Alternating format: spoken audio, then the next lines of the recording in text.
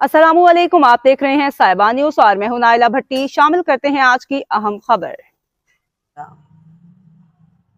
Saudi अरब में यौम Sindhi cultural की रंगारंग तकरीब, सफारती अफसरान और कम्युनिटी की भरपूर शिरकत।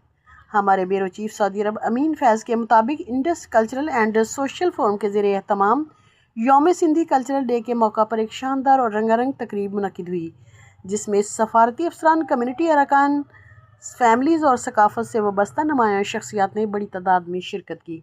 तकरीब में सिंध की तारीखी विरासत, रिवायात और सकाफती रंगों को निहायत खूबसूरती से पेश किया गया।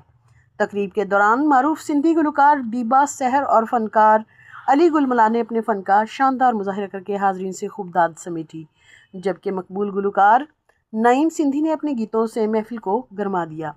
इस मौका पर सिंध की सकाफत, रिवायात और कम्युनिटी के बाहमी इत्तेहाद पर खुसूसी गुफ्तगू की गई।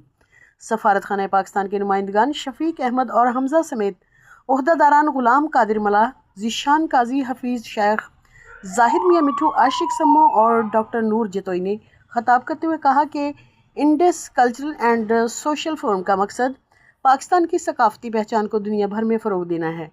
हम चाहते हैं कि नई नस्ल अपनी ज़ुबान, लोक विरसे और इक़दार से आगाह रहें।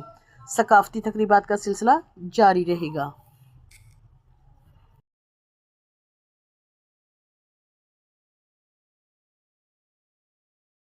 अब तक के लिए इतना ही। मजीद खबरों और अपडेट्स के लिए देखते रहें साहिबा न्यूज HD।